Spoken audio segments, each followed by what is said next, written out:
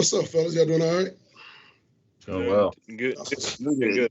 Hey, Dalton Penn's Cardinal Sports Zone. Looking ahead to Syracuse running back Sean Tucker, second in the country with just over 1,200 yards. He's got, I think, 11 touchdowns to his name. And then you have, quarterback in Garrett Schrader, who, like Malik Cunningham, very effective on scoring, on the ground with 13 touchdowns of his own. Just talk about how difficult it is to, game plan against a rushing attack that dynamic. Oh, man, they're a really good running team. I'll tell you that. You just mentioned it, third in the country.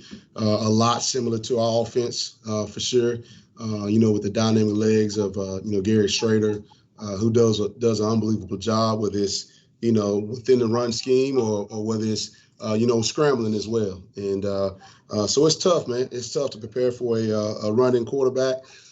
But I think, our guys are doing a great job this week in practice and, getting ready for this really good rushing attack. Hey, Bryan, Matt McGowan, Sports Illustrated. This is your guys' first full game without Keyshawn Clark there in the back end. How do you think you guys did in the secondary as well as, for the game overall on defense against Clemson? Well, I think, first game without Trey was tough, just with his playmaking ability. Just his tight coverage, and things of that nature. You lose that a little bit with Trey, and you can see a little bit of that in the game. But I thought the guys competed hard, executed for the most part on certain things. Just those three penalties, help put up 17 points. So when you have three penalties that continue to extend drives, when you stop them or you get a sack and they were able to punt the ball, that hurts. That hurts you. We get a holding penalty on a sack and, should punt the ball, and then we give up 3 points, right after that same drive. We get a dropper interception, right before halftime and give up 7 points and get a targeting penalty as well on that play to give up, 7 points. And then another, pass interference play to extend the drive to give up 7 points. So if we don't give those penalties, and just give them points, I think we did pretty well. But other than that, we got to make sure that we don't give up those penalties and we kind of continue to give those guys, makes those guys kick field goals. And I think that's what we did in the fourth quarter is they got down there, had to kick field goals and scored one touchdown with quarterback run game. And that's on me with the call on that. So, but I thought they competed hard. They continue to get better each and every week. And so we just look forward to this weekend. Bryan, you mentioned Garrett and Sean as a pretty good duo. Does it help knowing all year you go against Malik and the backs you guys have just in terms of that dynamic quarterback and then also a really good running back scheme? Yeah, it does a little bit. They're a little bit different, but kind of in the same. Garrett's 6'4", a bigger kid that doesn't mind lowering his shoulder. Malik's a little bit shorter and a little bit more quicker. And he relies on his speed. But the one thing you just can't let neither one of those guys get loose in open field or you're not going to catch them, because Garrett has some wheels, man. And, we've been watching him since, he was at Mississippi State, was getting ready to prepare for those guys, for the bowl game and before he was ruled out.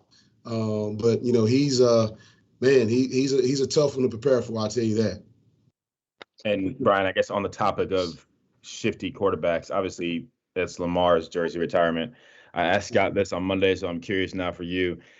Do you have a memory of Lamar, whether that's you meeting him when he came back or a favorite memory of seeing him on the field? Just your favorite memory of Lamar, whether on or off the field. Man, meeting him for the first time was awesome. To meet a Heisman Trophy winner as well as an NFL MVP, winner as well.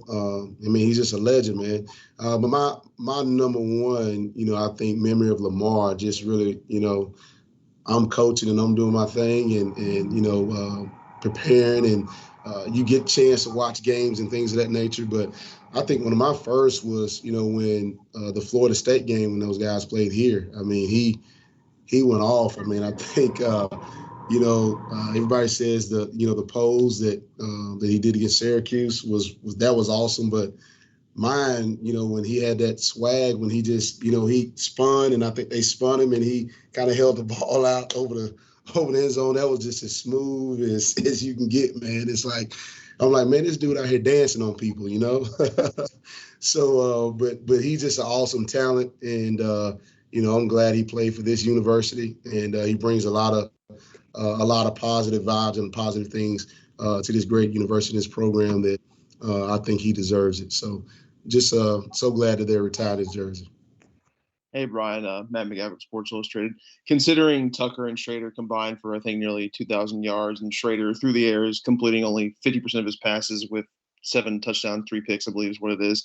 How much of an emphasis do you place on the run game, loading the box, and just kind of letting Schrader have kind of sort of what he wants through the air in order to try and limit what Syracuse can do on the ground? Well, I think it's a fine line, Matt, that you have to be smart and you have to be kind of strategic in the things that you do to be able to help stop the run game. But also you have to limit those guys in the passing game. Their numbers may not, show that they, can throw the football that way. They got some weapons on that outside. I mean, they have some really fast and good receivers that are very athletic. That they're one of the best groups that we face so far. So you like I said, you got to be smart and strategic, and not just always loading the box up, or not just being able to be back in pass coverage to be able to where you can't contain the run. So you got to mix it up a little bit, and you got to do things that kind of contain both, and knowing that they may get a yard or two in certain things that you do defensively, and not just say, hey, we got to stone them for -1, every single time, because they are a good offense. And if you in certain things, they could crease you and they could go to house for maybe 80 to 90 yards because their back is really good, and Schrader can do it as well. Bryan, obviously you guys have let a few games get away from you the last month or so. 3 games left, you got 4 wins, need 2 to be bowl eligible. Do you talk to the guys about the importance of these last 3 games to make a bowl? Yeah, absolutely, man. We want to make it to a bowl game for those seniors, and these guys have poured a lot into the program. And, I think, the guys that they know that we need to win 2 more games in order to be bowl eligible. And, you don't beat a dead horse. I think they know it. The one thing about our guys, they're not a 4 and 5 team, in this building. They are working their tails off like they're 8-1, and that's a positive thing, because I don't know if I could say that if that happened the first year, but I know right now they're giving everything they got, and they're wanting to learn more and continue to get better. But we have placed emphasis on that to be able to, get our seniors to a bowl game. Coach Satterfield mentioned after the game against Clemson that as frustrating as it was, these losses that have kind of came in the fourth quarter, that, the team is kind of right there and right on the cusp of getting over the hump. I'm curious as to what your opinion is on what does the plan like to get over that hump? Is it just a matter of execution, or is it preparation, a little bit of both? What does that look like in your eyes, especially from the defensive side?